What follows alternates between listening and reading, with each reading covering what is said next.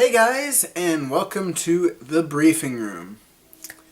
So Harmony Gold said that they would give the attendees of their panel at this year's San Diego Comic-Con a exclusive first look at the new comic series coming from Titan. And from what I've been able to gather, Harmony Gold wasn't exactly lying, but that statement and what they showed was kind of shady. So, on to the soft-hitting story.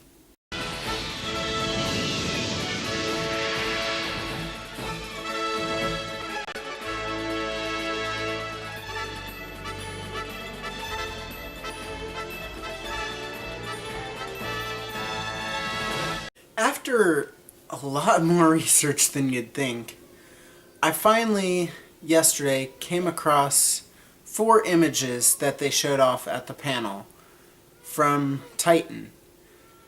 There's two things that really stood out to me. One is that they're all from different artists, which is kind of cool. And the other one, it's all Macross stuff. And there's nothing wrong with that per se.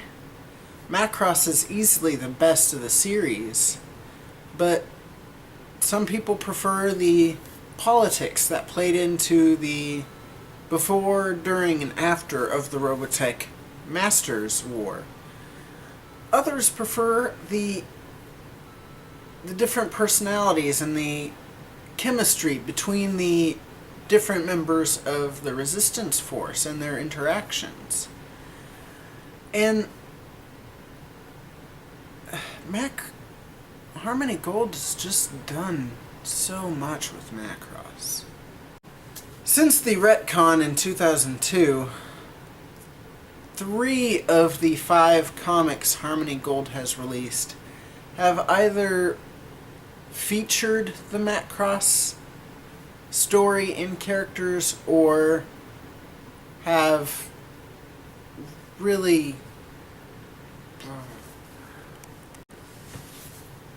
since the retcon in 2002, 3 of Harmony Gold's comics, From the Stars, Voltron, and Love and War, have predominantly featured stories and characters from the Macross saga, while the other 2, Prelude to the Shadow Chronicles, was mostly about the Sentinels and focused mostly on Rick and Lisa.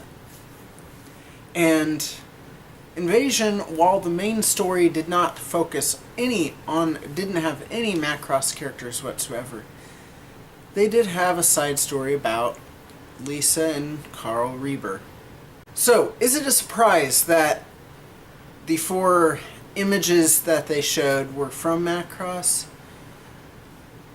No, it's not a surprise, but it is a little disappointing. I mean, there are so many stories that can be told that doesn't necessarily have to feature the Macross characters. There's the time which is featured in my favorite of the Robotech books, Before the Invid Storm, where it takes place in between the Masters and the Invid invasion, and it's the characters from the Masters just trying to, 1, rebuild, and 2, figure out what they were going to do about the Invid. And this is a very good read, by the way. If you want to check it out, it was James Lucino under the pen name of Jack McKinney. But there are tons of stories. They could do a story about how they rebuilt after the Invid War. There's so many stories in this world that it's frustrating that they focus on one single area. Now, on to the 4 artists and artworks that were shown. The first artist I'm going to talk about is Casper. I'm not even going to pronounce his name. It's right here across the screen. It appears he mostly does his own work, although it does say on his Facebook that he does freelance, so that's probably where his artwork came from. His works include Limbo, The Kill Screen, A Tortured Life, and Tabitha, A Terrific Tale. Now, Casper's piece of art is it's nice looking. I don't necessarily have a complaint about his style. It's a cool style, but I'm just not sure it fits with Macross.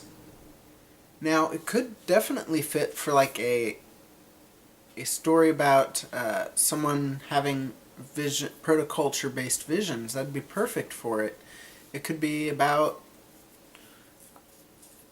there's different ways you could handle that style, but I'm not sure Macross is the place to do it. And that was kind of my complaint with the art from, the art from the Stars. Luis Guerrero seems to do a lot of work with Titan, so it is highly likely that he will work on a Robotech comic from Titan. His notable works include the Doctor Who comics from Titan, Assassin's Creed, Back to the Future, and Grimm, a Fairy Tale. Or Grimm Fairy Tales, excuse me. Now, his piece of art is also very nice looking, and overall I think it could work for Macross, again, if that is what they are doing. And it's got a very nice comic feel to it, but my complaint about it is I'd like to see a different angle of Rick, because from the angle that they have, it looks like his hair's a bit off. I know, nerd.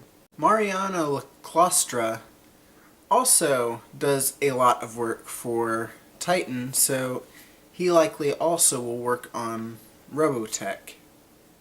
His notable works include the Doctor Who series, again, and Assassin's Creed. His work has a lot of potential. I love the way the buildings kind of look in the background, and I like Skull One standing there. But it almost looks unfinished, and based on some of the art I've seen in the granted very little research that I've done about him, it seems like it probably is unfinished. So I'd like to see what the finished product would actually look like before I can really endorse this art. Antonio Fuso has done a lot of G.I. Joe comics. He's also done Teenage Mutant Ninja Turtle and a Samurai Jack. Out of the 4 pieces, this is my favorite, but it's got a really cool comic-y look to it. I love the way the Skull One Guardian is contrasted against the buildings. My problem with it is, even though I do love the art itself, there is no human in it, so I can't say whether or not the humans would fit, which seems to be the problem with the other artists, is I'm not sure the human would fit into the Macross style. Now, that was all they showed at San Diego Comic-Con about the Titan comics, and I'm not sure there was a better place for them to have actually revealed details about certain aspects of the comic than there. I mean, it is the San Diego Comic-Con. But that was all they showed. So, content, approach, creative teams, even an exact release date are all to be announced later. And as far as any other Robotech news, good luck. Hey guys, thanks for watching. Currently, the Titan comic series is slated for the first quarter of 2017, which is again why I'm not sure why they didn't give some more details about the series. And honestly, it baffles me why Harmony Gold does, at times, keep us in the dark about things. But enough of my ramblings. I hope you enjoyed the video. Again, thanks for watching, and enjoy your day.